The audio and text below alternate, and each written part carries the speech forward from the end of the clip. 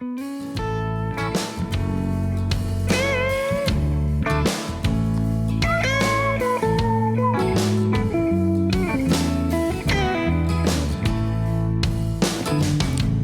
these Biloxi blues, it happens every night. And I ain't never met a riverboat dealer that could ever be a friend of mine. I have not. The summer heat never treats me kind, it leaves trouble on my mind. So I'm bidding farewell, putting in my notice, and I'll see you at another time. This highway does not know my name, and I don't care. No, I don't care.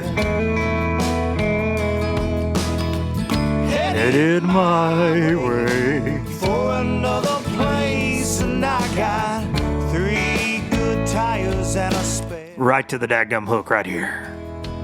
Just a white line gypsy getting out of Mississippi with just enough gas to get there. Low budget, live, not so live, you bunch of low-life and son of a guns. This is the podcast for March the 21st, 2022. We almost just clicking away another month. We headed there. We headed into April. Guns blazing. Hopefully we get over all these blackberry winters, molasses winters, cherry winters, strawberry winters. I got all these winters in Tennessee. And it really is just winter. Spring don't ever get here to like May anymore. It's snow in April. They do all kind of stuff. I've turkey hunted in the snow in Tennessee, but we got a little glimpse of warm weather, and then boom, cold again, it's snow again, and then, I don't know, man. Tennessee weather drives me crazy, but fish are biting. Life is good. Hope all you low-lifers are doing well out there. If you're just joining this show for the first time, you're like, this guy is insulting me by calling me a low-lifer. No, it's a term of endearment. That's what the listeners of this program refer to themselves as. So welcome, low-lifers, old and new, to the program. Recording this a few days early from old March 21st. Just being honest with y'all. Y'all know how I do. I got a lot going on all the time, but recording early and grateful for the guests we're going to get to talk to today. But the reason I'm recording this early is because me and the boys are loading up that Express, and we are going to Gross Savant for the weekend and might not even be back till maybe Monday morning. We're going to be doing some Louisiana catting around fishing down there. We're going to go to Gross Savant. We may be stopping at another lake. Not sure yet. Follow along on Instagram. I'm sure there'll be plenty of posts about what's going on. But record this early. Make sure we got a podcast knocked out for all you low-lifers. And this is a guy we're going to talk to today that I'm really looking forward to having on, and for many reasons. But got to say a few thank yous right out of the gate.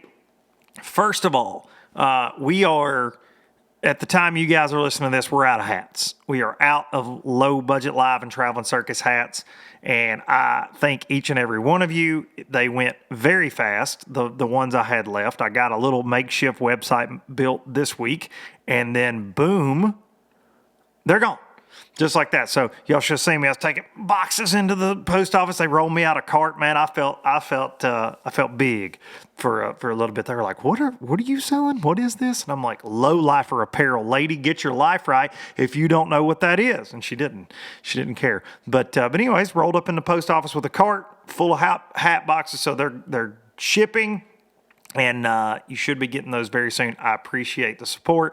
More hats are being made right now. I had the patches separate than the hats. They have to be put together. And Sarah at New Threads up in Ohio, big thanks to them. They're putting the hats together for me, and she has more patches on her way. And we sold every hat, every one that we had. So thank you very much for that. Have to say a huge thank you to the sponsors as well. Folks like StarTron, supporting the show for going on 5 years now and kicking ethanol in the freaking teeth in your weed eater, in your chainsaw, but more importantly, in that outboard engine, because nothing ruins a great day on the water like an outboard engine that won't run because of stupid ethanol. Gas prices are through the roof. If I see another gas pump Instagram story post, I'm going to lose my mind. We get it. It's high, but you don't want to be buying that ethanol free fuel. That's dumb. It's dumb. It's already too daggum expensive. Regular old gal, regular. So drop you some Startron in your tank, kick ethanol in the teeth. It'll gum up the works. Ethanol's bad. Corn's great. I love corn. I eat corn on the cob. I like cream corn. I like to put corn on the grill, but I don't like it in my gas. Kick it in the teeth with ethanol. Kicking in the damn man, I messed it up. Kicking in the teeth of Startron. That was almost my best promo ever. Shout out Corey at Starbright. He's gonna grade that one. Get the ethanol out of there. Baitworks.com. New to the show, but man, so awesome to partner with people. I made an Instagram story about that this week. I keep hearing about this fast service, fast shipping, great customer service from these folks, from all you low-lifers. I'm seeing the orders. Y'all using code Duncan-10 at bait-works.com. A lot of dashes, but they got the stuff. They're getting it to you. In this world where it's so hard to find things, if they got it, they're shipping it to you the second you place that order, it feels like. I made an order, just got it in before I went to Gross Savon. And like I said last week, and I said it on Instagram, if you don't want it, you better not hit order because it's coming to your house. I said, if you're trying to hide stuff from your wife, like if you're trying to be like, I don't need her knowing that all these jackhammers are showing up again this week, which was what it was in my case, and a bunch of Bradley Hallman flipping baits. Don't hit order. Like if you plan on it coming in when she's out of town or something, don't do it. So baitworks.com, great tackle company. They've got everything you need there. If they ain't got it, they got it on the way, and they will get it to you. Baitworks.com. Use that code Duncan-10 to show you are a low lifer, and I'm seeing it, and I appreciate each and every freaking one of you. And last but not least, hang this let's see. Let's get a good look at the banner. Express Boats. Hot Springs, Arkansas, building excitement since 1966, and now they the classic champion. Express Boats. Jason Christie winning the classic, first ever in aluminum boat. The original all-welded aluminum boat right there. Express Boats got the C deck option for you. That's amazing. Plenty of tackle storage. Runs like a champ. Got plenty of gas for you. Hang that 250 Yamaha on the back of it, and it is a beast. If you haven't ridden in one, you need to. If you don't want to, shame on you. You should change your mind. Express Boats, we appreciate all the support for Low Budget Live and the Traveling Circus, and I am fitting to be standing on that C deck, barefooted, yanking on some Louisiana bass with them Duncan boys in a few hours, to be honest, whenever I get the heck out of here and get down to Gross Savon. So appreciate all the sponsors of the show. Working on a lot of things with some other companies. We got a couple that's going to come back. One in particular that we're going to make happen here very soon. So appreciate each and every one of y'all supporting those people that support the show, man. I always say support the people that support the industry. All those people do. If you're going to Redcrest this week, because that's coming up this week, see a lot of folks saying they're going. If you're going, Startron's going to have a booth. Baitworks, a big tackle booth there. I don't know that Duncan-10 will work there. You're going to have Garmin there. TH Marine's going to be there. So many people going to be there that I'm associated with. Unfortunately, I'm going to be practicing for the Bassmaster Open as that event's going on over there at Cherokee. Going to go over there and try to find them winning smallies at Cherokee or largemouth or whatever wants to bite my cricket. So I won't be at Redcrest. But Go tell the fine sponsors of this show that you listen to it if you happen to be at the Redcrest in Tulsa, Oklahoma. All right, that is this week. That's this week, and I talked about a couple episodes ago. Going to be interesting. Like I said, a lot of vendors going. They're pumping it. A lot of anglers. I mean, obviously not going to be as big as a classic, man. Like you just can't expect it to be a classic. But I'm anxious to see the turnout.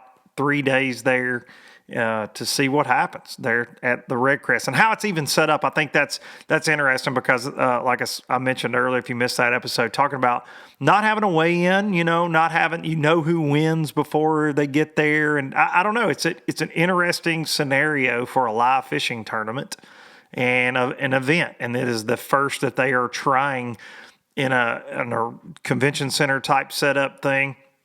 And the first one they had was not that great, and then they've pushed it off, switched it around, and now they're going to have it. So Redcrest will be interesting, followed by the Bass Pro Shops Worldwide World Fishing Expo extravaganza thing.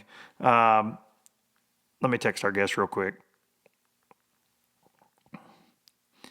So it's like the next week, and I've seen a lot of guys promoting it, and I don't know,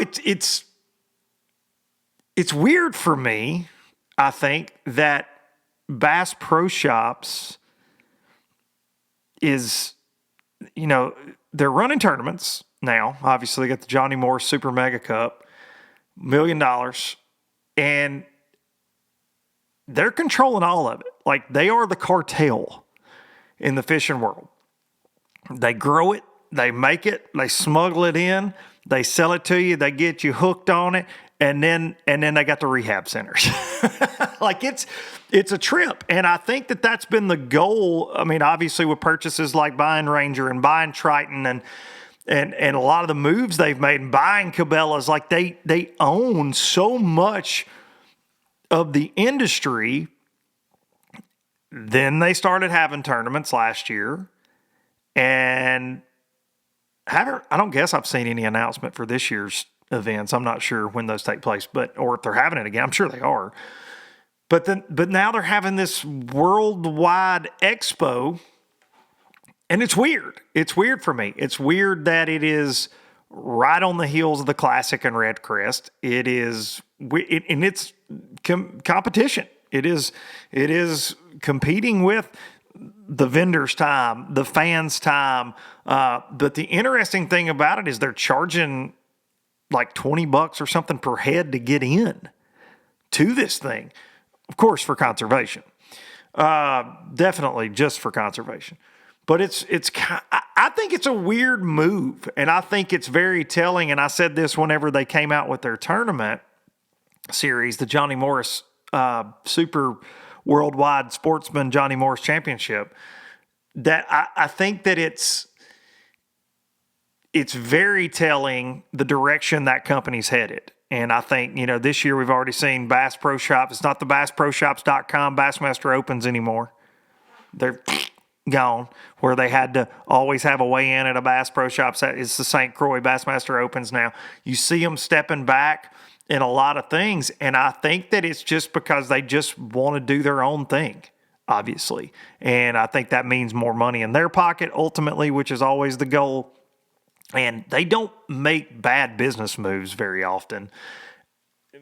That's why they buy, they own 70% of the bass fishing world. I think, crazy talk, in my opinion, I think not only this amateur thing that they've got going, I would not be surprised if you saw Bass Pro Shops go further into the tournament world. Just my opinion. And by that being regional, being semi-professional, professional, it would not surprise me. It would, or see them make a play to buy something at some point. There was rumblings of that a few years ago, but it would not surprise me for them to just double down on owning every single bit of it. And you're going to buy their boat, and you got to have their boat to fish their tournament. So that makes you go out and buy, because, man, you can't win $1 million if you ain't in the tracker, or if you ain't in the Nitro, the Ranger, or the Triton. So I think there's a real possibility of that, man, to see that further evolve. And you're talking about a company that spends millions and millions and millions and millions of dollars with NASCAR. I mean, hell, they sponsor Dude Perfect on YouTube. Millions of dollars to those guys to wear a freaking mesh hat, right? So definitely deep, deep pockets there. And I think that I think it's an interesting play, because they've always supported the industry tenfold, whether it's sponsoring anglers like the Van Dams of the world and the Rick Cluns. I don't think that's going to stop by any means. But, I mean, they gutted the Ranger Pro Staff. Gutted it. Very few guys. Gutted the Triton Pro Staff. Very few guys on the Triton Pro Staff nationally now. Gutted it. So it's very interesting moves going on there. And I honestly, I didn't bring it up when I was talking about the Redcrest Bass Pro Shops. Redcrest Bassmaster Classic comparison a couple episodes ago because I didn't even know it was going on. And now my social media feed is just worldwide Expo. Hang on, what am I doing? Expo. There we go. Johnny Morris. Ladies and gentlemen, Johnny Morris. He'll probably come out like wearing a black suit and sunglasses. Welcome to my expo. I don't know how it's going to go, but probably something like that. I can't believe I was doing freaking mouth sound effects. Who's got time for mouth sound effects now? I'm tired, man. What can I say? But I think it's interesting. I don't know. I've talked to a lot of people that are going to that as well. So busy month of March in the fishing industry, to say the least. It's like, if you still got some money left in your pocket between gas and buying tackle at the Classic and Redcrest, come on down to Johnny's house. I mean, do they not look at a calendar? I don't know. Whatever. I'm sure it'll be packed out.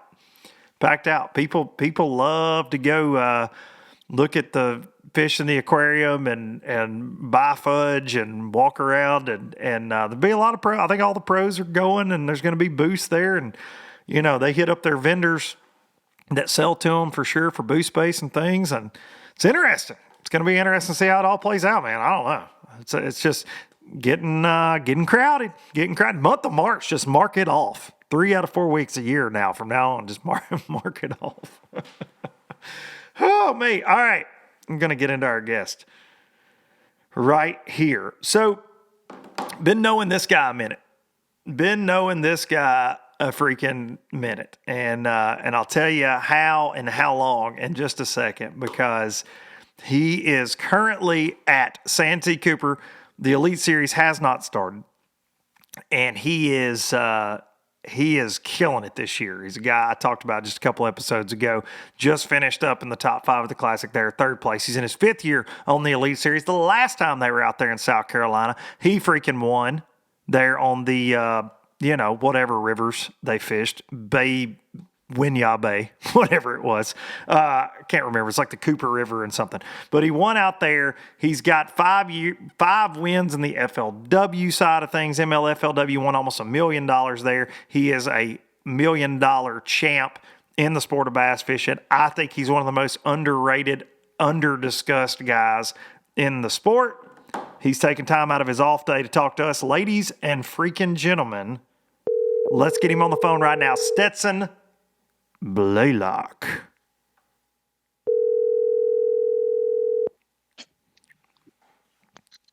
Hello. Man, it rang a couple times. I'm going to be honest, for all the low-lifers out there, Stetson, I was like, he may not pick up. I just gave this big intro, and I was like, dude, he's going to send me to voicemail. Yeah. It's tempting, probably, ain't it, buddy? Can be from time to time. How much has that phone rang since the Classic? It's more than it's not. Put it that way. Steady. Yeah, it's been steady. Do you get tired of people saying, "Oh, man, I hate it"? You're like, not as much as me. I really didn't think I was going to get that as much as I have. Honestly, and I think it's because I don't feel that way. Like I know I want to win, but I also know how the game goes. And when it's your time, and you can't change it or mess it up. So I'm very, very good at, I feel like, looking past, close calls like that, just because there's 1 or 2 fish in every tournament that could have went the other way. Mm-hmm. And you're way down the list. So I try not to look at how close I was as much as I can. Yeah, I get that, and I think you're a guy. Even though you're young, you're younger than me, so I say you're young, and I'm not 40 yet, so I still think we're young, Stetson. Tell Lindsay I said that. We're still young, dang it. Yeah. Don't think we're old. Yeah, absolutely. Lindsay. We're young. Yeah. And sure, I did meet you when we were babies. I texted you that yesterday. We were both young, but But I think that, man, I was looking at this. You fished 11 freaking Forest Wood Cups. Like, I don't think I realized how many big marquee championships. And I knew you were an automatic lock when I was fishing the tour. Like, you were just going to make the championship, I felt like, every year. And now it's the same with the Classic, it seems. And you've had 2 top 5s in the Classic. So, I said it 2 episodes ago, your time is right there. Like, it's coming. But, dude, I don't think I realized that. Like, you are a championship making son of a gun. You're so consistent. Well, it's weird. It's very odd to talk about this in the sense of I don't like to complain, and I don't like to be the guy that when you hear, an interview just like this, I'm never going to be that guy that says, man, I got so many second places. I've been so close. It's just, I'm not going to be that guy. I refuse to be that guy. But I will say that the consistency has been something that I've kind of hung my hat on, not necessarily, I always want to win every tournament, but I do not have that win or go home attitude. I've never had that.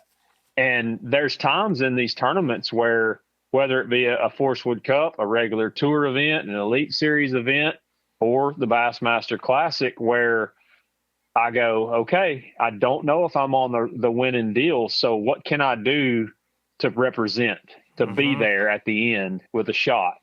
And no matter what, how guys look at it, everybody's got their own opinions and the way they approach tournament fishing. But for me, I feel very comfortable with the fact that you're not going to win every time. And if you can just be there, just be consistent, just be in the top. I always say, make the money, get to the money.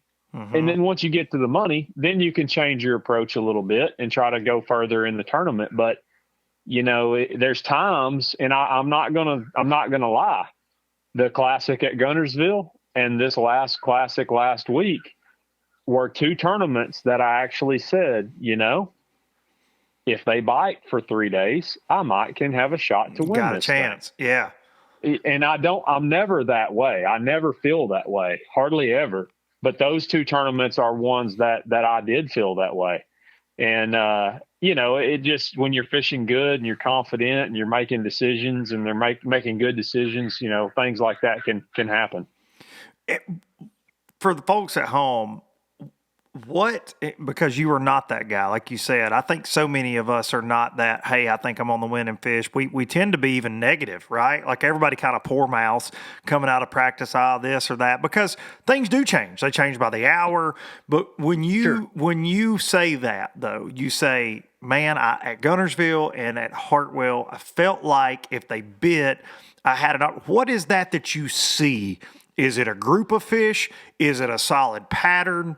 What makes Stetson Blaylock think this week's going to be a little different in that situation? It's a pattern, no doubt. And the deal, and it always evolves and changes as you go. But like I said, I'm never the guy that's going into the tournament going, boy, I got this one figured out, I feel like. And I know guys do that. But I also know those exact same guys finish third from the bottom. Yeah, a lot of times, yes. And on tournaments where they really feel like they're fixing to blast them. Yep. And I just approach it differently as to where I want to have an idea, but I want to let it happen as the day goes. And that's what's happened in the first 2 elite events of this season. And by golly, I'm not going to lie. I know we're at Santee Cooper, but I hope it does it again here because I have not had a good practice.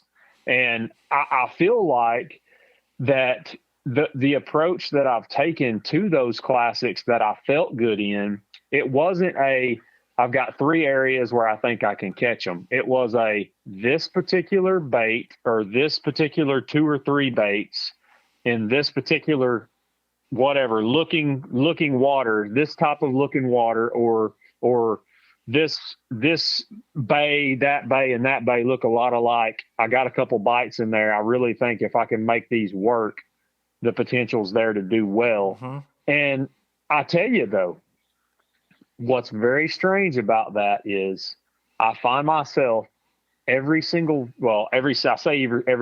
those two classics, I have found myself with one day that was not bad, but not the winning day. Does that make sense? Yeah, of course. You know, you hear guys say, well, you can't win it on the first day, but you can lose it. But you can also go out on day two and just throw up a mediocre, well, I survived. Yes. And then you lose by a pound and you go, holy crap, if I would have did one thing different on day two, I win this tournament. And I look back at those and go, you know, like I said, I'm not the guy that dwells on it, but I look back and go, man, I didn't not try, but I only needed one more thing to go right on whatever day, 1, 2, whatever it is, you know, and would be standing there holding trophies. And that seems to be the path that I take quite often. Yeah, man, I think you come from that, and I feel like fishing FLW, especially that Andy Morgan school. You know, you were toe to toe with him in Angler of the Year in like 13. I think that consistent thing, I always looked at your career just with jealousy, honestly, just like, dude, you just fell out of the bed and you're like 12, 14, 15, 16, 17 pounds. Like, you're just that guy. Of course, you've had wins. You had wins in the Elite and the FLW. You got 5 wins over on the FLW side of things and different various league, you know, they're different deals. Yep. You won what at 16 years old, right? Co-angler side? I can't remember. I'd have to go back and look, but I know I won a BFL super tournament, 2-day tournament as a boater at 17. Okay. And then had a couple wins on FLW and the series, won a couple series, FLW series events as a co-angler, and then 2 tour events, I think, as a maybe 1, 2, something like that. And then went pro and won my 3rd tournament. You know, and it's hard to sit there and go, well, dang, this is easy. Yeah. Because it's not, you know, and I'm going to even throw names out there. There's guys like Jordan Lee. Yes. There's guys like who's another one? Oh, from Wheeler, that I know those guys. I've fished around those guys, with those guys, in the boat with those guys, and they have something different than I have. And when you look at me and say, man, you just wake up and get out of bed with 12, 13, 14 pounds, I don't see that, because I see what everybody else don't see, which is the struggle of you're like praying for a bite. Yeah, I'm at Santee Cooper in the middle of March, and I've had, you know, a handful of bites the whole time I've been here, and I'm like, okay, I just proved to the world that I'm consistent at being one of the best in the biggest stage there is. But here I am again, scratching my head going, do I even have a clue what I'm doing? Why am I here? Yes. And I think that's what's so cool about our sport. And that there's some guys like, and Van Dam was that guy, you know, a few years back, where he just, every day you knew he was going to be in the top 10. And before it was over, he was going to be standing there, at least knocking on the door, or standing there holding a trophy. And, you know, I think you have those stretches in your career where that just happens and you feel good about things that you're doing, and you make good decisions. And people have asked me a lot more in the last 2 years, especially, you know, because I had my first 2 years on the elites. If you go back and look, they were horrendous. I did not do well. And it's crazy, because I just come off some of my best years on FLW Tour and some of my best years on the Bass Opens, like barely missing qualifying 2 or 3 years in a row. And like just having really good tournaments and seasons, and then come over here and just fall flat on my face for 2 years, and then finally pick things up and got a win, and some, you know, started piling on some top 10s the last couple of years. And I really don't know what changed. I don't know, but people have asked me, like, man, what in the world? You're fishing as good as you ever have. And I look back and I'm like, no, I really ain't fishing that good. I did that like 10 years ago when I was on FLW. I think I was fishing the best I ever have, because I think I was having practices where I may not have known as much as I do now, as far as how to catch fish, the techniques, just different things. But I felt like I had better practices where I was more consistent going into an event, saying, I think I can do okay. But that has not been the case the last few years. But I'm not going to complain because tournaments have seemed to work out, and it's not always going to work out. And we all know that. Every angler that fishes for a bass in this country knows, and in this world, they know that there's days you're going to go out there and just go, what in the world is happening? I'm lost. Like, what? Yeah, for sure. Yes. Especially on a place like Santee Cooper, right? Like, that's easy to do there. So let's talk about this place. So I think another question that everybody's not a question, it's just a statement that I hear year after year is, man, South Carolina is good to you. That place has been, and it like the Carolinas, I'm not gonna lie. Norman, Hartwell, Winyah Bay. There's just several places over here that I have done well, and then there's this lake called Santee Cooper, and to be honest, I love it. I love the way it looks. I love the way it fishes. I love it kind of fishes like 2 or 3 lakes at home combined. So I understand it. But there's something here that has not up until this point clicked with me on tournament days. I don't know if it's you can't just take off and run across the lake, and it gets in my head that if I'm going to go do this, I have to run all the way down here and then shoot across and then go up and then zig. That may be what it is. I don't know. I think you know me well enough to know that I like to be able to go from here to there, fish an hour or two, here to there, fish an hour or two. There's different styles and approaches to this game that guys are good at. And for some reason, Santee Cooper does not like me. I don't know what it is. Well, hopefully when everybody's listening to this on Monday, I told them I'm recording a little early, so I got to go out of town. Sure. Hopefully you've hoisted a trophy and they're all calling you a liar right now. I hope so. I hope they're like, that Stetson Blaylock is such a liar. He was on 100 pounds and he didn't freaking tell Luke. He lied to Luke. Exactly. Listen, I got to tell a quick story. And it's one that I bring up around you all the time just because it's so funny to me now because you've just been so dang successful. And you were successful back then. But I think I ruined Santee Cooper for you because I might have started that. I think I take full credit for your hatred of that body of water because Stetson and I was fishing an Everstart way back when. I was like 19 or 20 years old. I draw this kid that I remember reading about winning a BFL as a co-angler or something like the week before. And I think it was your grandmother drove you to Santee Cooper. You got there and you had the unfortunate luck of drawing me. And it had been 80 degrees every day in practice. And then this massive cold front comes through, and you remember that morning it was rough. And that's something that when you're talking about, man, you got to go here to go there because of the boat lanes and all that, dude. Yep. That was one of the worst boat rides I've ever been on that morning. It was coming. They were coming over the front, splashing on us. We were crossing a lake there. Now I remember telling you, man, I got this pond that I found some on the bed. I'm going to go in there and there were like 19 boats in there. Do you remember that? Yep, I do. I don't know, all the way back through this little ditch, and we open up, and I'm like, oh, this is where everybody's at. Okay, good. I'm glad we just ran across 6-footers for that. This is great. Yep. And then I weighed one, and I can't remember if you caught one or not, but I just know that I did not. I remember zeroing the second day of that event, and I just remember as I hear you talk about Santee Cooper not clicking with you, I take full credit. So I hope you can turn it around. That's the only time I've ever been there, and I'll just be honest with you. I see pictures. I've seen the shows. I've watched the beatdowns that have taken. I hate that place. I hope I never have to go back there.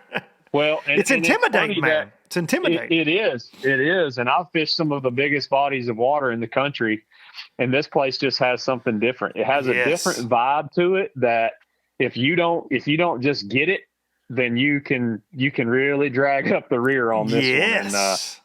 And, the only thing that I'm holding my head on right now and my confidence in is that it is mid-March.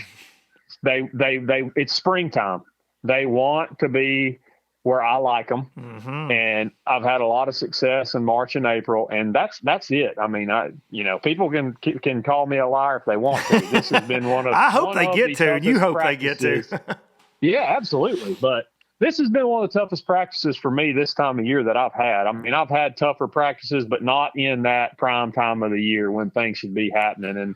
And hopefully that it'll turn into something over the next 4 days, and we can make a good tournament out of it. Did you guys? I mean, I know you had terrible weather the first couple of days of practice. I've been keeping up and seeing the post. Did that devastate the water temperature down there? I mean, did they have a big crash? Because I know they had some pretty weather leading up to you guys getting there.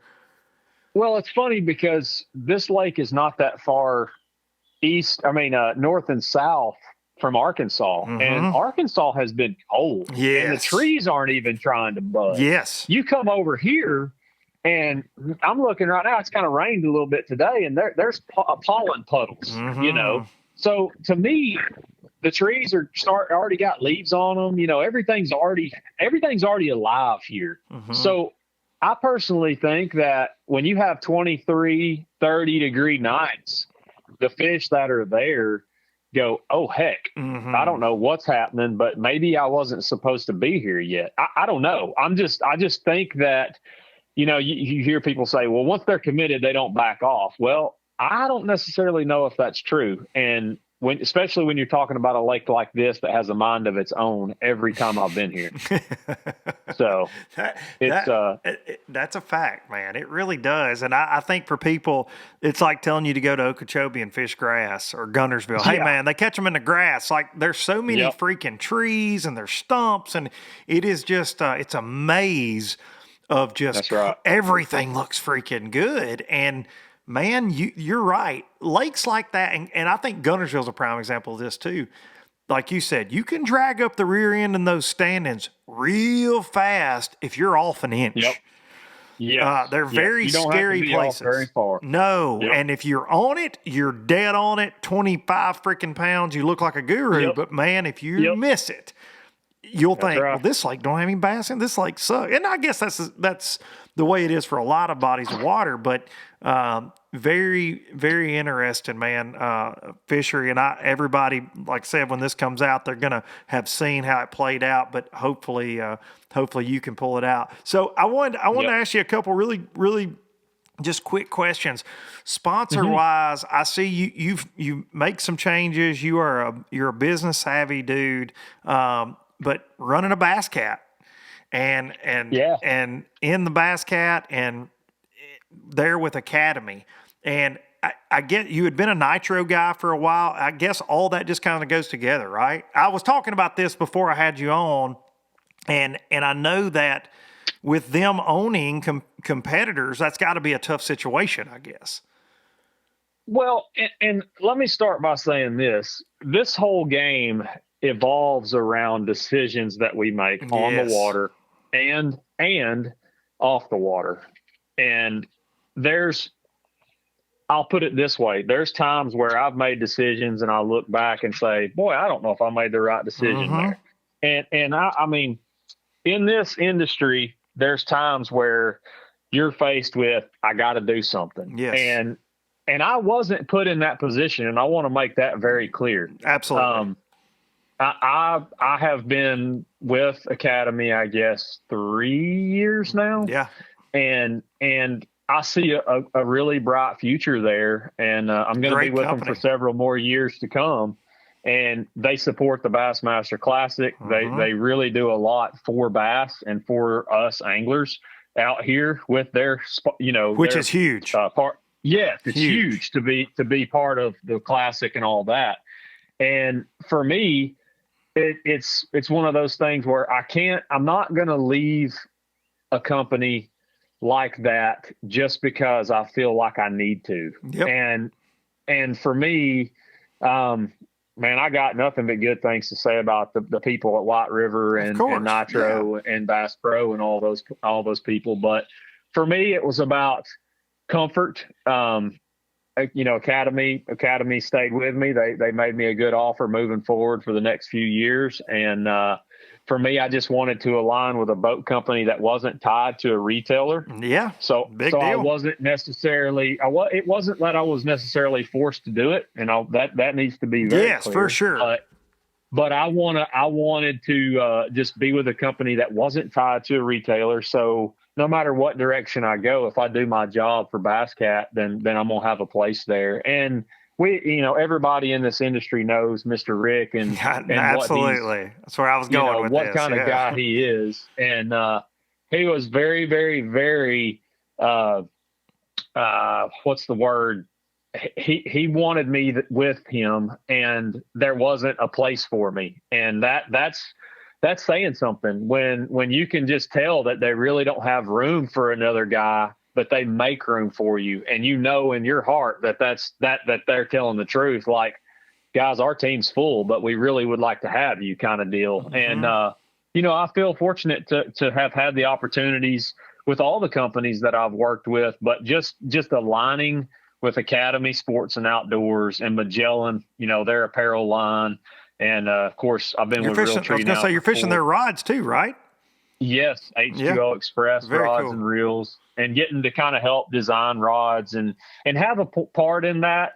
It's pretty special, and not very many guys get the opportunity like this in their entire career. Mm-hmm. And, it's been good. It's been fun. I'm very happy to have the partners that I have and see them stick with me and have those tough conversations and be able to know that what they're telling you is the truth and that you can count on it and that you get what you get and here it is. And that's what we need in this sport. As anglers, yourself how hard a struggle that it can be to do this and to maintain the sponsorship help to continue to do it. And even when you make money out here, it costs so much, and we all know what the gas prices are doing right now and things like that. So it's very, very important to have these partners that we can depend on, that we know we can't, you can't sit around on your hands all day. You got to work for them. But yes, more so now than ever before, for sure, too. Yes. And there, we and this is a whole nother topic for a whole nother day, but there's a lot of trails now, a lot of good trails. And I'm not talking about just the three major trails. No. I'm talking about other trails, and they're all, you being tied to T&H, you all know that it's not easy to pick and choose and know where to put your money. No. And I mean, it's crazy to say this, but this is 14 years for me of fishing as a pro. And that's not counting my co-angler years. Mm-hmm. So I've been there. I've done it. I've seen it. Am I the best? Not a chance. I struggle in areas just like everybody else. But, as long as we can keep those companies and keep them happy and do our job and have a place to fish, and you got to keep qualifying. I mean, everybody knows that staying on this Elite Series is not an easy task. Getting harder all the time. There's been a lot of guys. Yeah, there's been a lot of great fishermen that however you want to say it, get booted out, get kicked out, however you want to word that. It just comes down to you have to catch them and catch them and catch them. And if you ever slack up, your day's coming. They're going to let you know. Be there. They're going to let you know real fast. I think that's very. I think people they don't realize that. You know what I mean? They don't realize how tough it is. And if you stumble just a little bit, and that goes for any trail, but you stumble just a little bit, they're going to step on your heads. And now with the qualifications that you guys are doing, man, it's. They cut 20 something guys last year just out, and hey, it's really how it should be, right? I mean, it should be. You got to perform. Yeah, it's the top level of the sport. Yeah, and you don't want to be looked at as the organization that they're not the best. I mean, we want to be the best, and we want to fish against the best. And me personally, when I lose, I want to lose to the best. And when I win, I want to beat the best that I can compete against. No doubt. The Elite Series is doing that once again. And in my opinion, this is probably one of the toughest years that I've ever fished. And to be sitting in a good spot after the first couple events and a good event at the Classic, I feel good about it. But, man, this as well as anybody. There's still a lot of fishing left and a long ways to go. No doubt about it, buddy. If anybody's going to run at that Angler of the Year this year, I feel like it's you, man. I got this feeling. I told them 2 episodes ago, I said, I feel like not enough people are talking about Stetson. I'm telling you. Well, I feel like they got it. They got to get on the Stetson bandwagon, man. I've been proud to know you for many years. That's why I text you after the Classic, man. I'm certainly proud to know you and your great family. I've got a lot of great memories from FLW running around and seeing Kai, man, out there fishing for dinosaurs in the tank. And I see Lindsay's post all the time, and I'm like, we're getting old. We're getting so old, man. Yeah, he'll be 10 this year. Golly, dude. See, so my rider is about to be 12, and I just don't even make that connect. I just see Kai being this little bitty fella running around, man. And golly, yep. All right, that's makes me feel even worse. So thanks, Stetson. Time's flying by. It does, buddy. It does. But dude, I appreciate you taking time out of your day, the off day, to do this, and it's always great catching up. And I wish you luck at Santee Cooper, buddy. Hopefully Monday everybody will call you a liar. I hope so too. And if that happens, I got to get back on here and set the record straight. Yes, for sure. We'll talk about what actually took place and how I ended up getting from point A to point B. We'll have double Stetsons, back-to-back Stetson weeks. I'm good with it. I'm good with it. Absolutely. All right, buddy. Good luck to you, and I appreciate you. Not a problem. Thanks, Stetson. All right, Stetson Blaylock right there. Such a solid human being, man. Great dude. Hard worker in this industry and certainly out there making waves. I wanted to ask him that about his sponsor stuff. Didn't want to put him in a weird spot at all there. Certainly wasn't trying to do that, but he was Nitro for a long time, an Academy wrap Nitro. And, just for him, that probably didn't make sense, didn't align. And I'm proud of companies like Academy. I see what they do for like Jacob Wheeler, my buddy Justin Martin there, Stetson. He's hooked up with Realtree as well, doing big things, man. I'm really proud. And like I said, met him.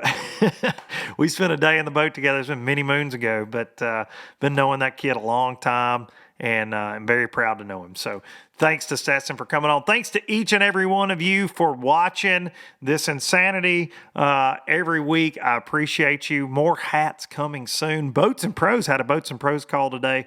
Getting that back going, and something new that we're working on. Me and old Tanner Lyons got something for next year. Let's put it that way. Something I'm very excited about that I will talk about hopefully sooner than later. All right. Going to take you out with a little bit of Biloxi Blues. Like always, make sure that you hug your mama, and I will see y'all next week. From Jackson Town to Tupelo, See. I never could make it last. Spanish moss and Civil War ghosts, well, I'm gonna leave them in the past. Any direction, Lord, I'll be fine. It don't matter east or west. North, south, wherever the wind blows, I'm leaving those burdens at rest. This highway, it does not know my name, and I don't care. No, I don't care. Heading my way for another place, and I got 3 good tires and a spare. Just a white line gypsy getting out of Mississippi with just enough gas to get there.